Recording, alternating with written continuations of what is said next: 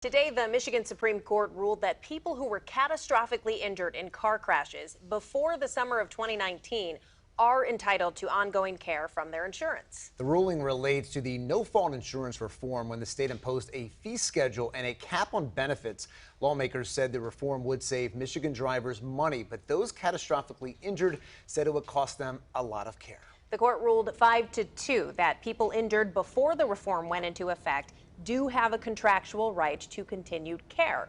Here with us tonight to break all of this down is Dustin Hoff, a trial attorney with Christensen Law. Dustin, thanks for joining us today. Thank you, and good evening. Thank you, Jeff, and thank you, Shayna, for asking me to be here to talk about this.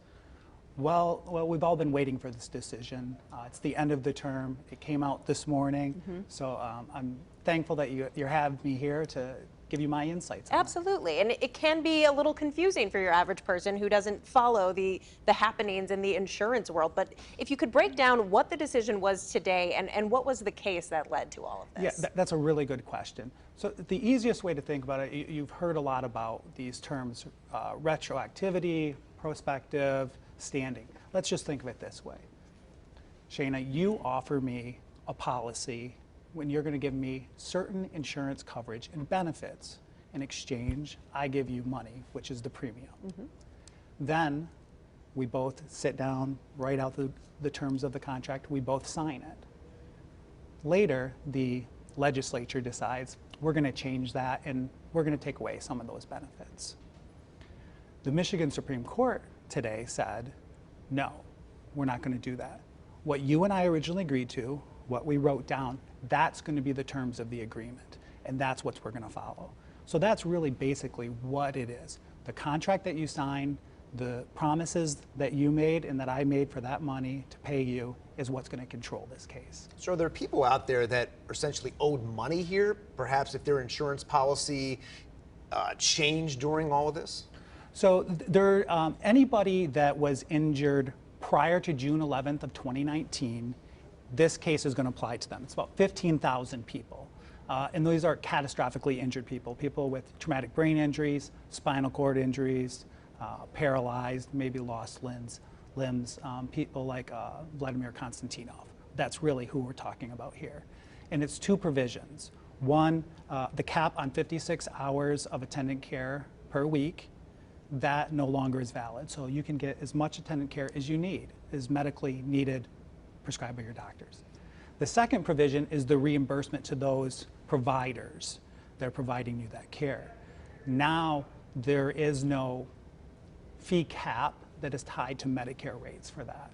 So it goes back to what is reasonably necessary as prescribed by your doctors is what that's going to be.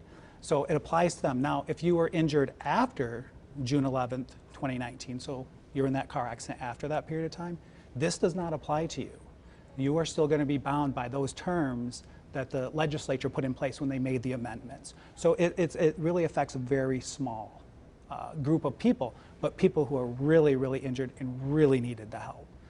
So yes, there's going to be people that are going to lose their benefits, or I shouldn't say lose their benefits, that aren't going to be entitled to the same benefits that others are entitled to. And what are those? Say you're catastrophically injured in a car accident now, well after this law has been passed. What was the big change that this legislation put in place? Well, the legislation was very comprehensive, really. It affected, when it came to the PIP, the personal injury protection, which is the medical benefits, that's primarily the area that they focused on. What it did is it put in fee caps. A lot of people refer to them as a fee schedule, right? So I get, just like you have Blue Cross Blue Shield, you go to the doctor, Blue Cross Blue Shield pays a contractual rate, similar to that. It also put caps on the family provided attendant care at 56 hours a week. So if your family was providing you attendant care, and this is things like you need help showering, or if you need nursing care, things like that, it was 8 hours a day that your family could help you. That is in place now as well. It also gave you what some people call choice, meaning you could purchase a certain level of insurance for those medical benefits. You could get the minimum if you qualify at $50,000, you could get $250,000, or you could still buy unlimited. And my understanding is from talking to a lot of insurance agents is that a lot of people have still gone and got unlimited coverage because really it is the best health insurance coverage that you can purchase for your family if you're catastrophically injured, and that provides comprehensive benefits. No other health insurance is going to give you the same coverages that you get under your Michigan no-fault insurance if you're injured. If there's someone out there that had their appeal denied or anything like that, is there a process now to go file an appeal once again and get their coverage back? There is, Jeff, and that's a really good question because we've been dealing with that a lot at our firm. We once, even before the Court of Appeals ruled on Andary and ruled in the patient's favor, the plaintiff's favor, we were filing what were called temporary restraining orders saying, hey, this is in the Court of Appeals, this is going to have a real effect on people, their care, and the benefits that they receive. And a lot of the courts were granting them and just holding things in place until the Court of Appeals issued their opinion. The Court of Appeals issued opinion, Justice Shapiro wrote that opinion. The Michigan Supreme Court has pretty much adopted the opinion. It's a long opinion, about 50 pages for the majority. There was a dissent by 2 of the justices. But yes, a lot of people will be going and asking now the court to say this is, and that's what the law is supposed to do, right? Provide us finality and predictability.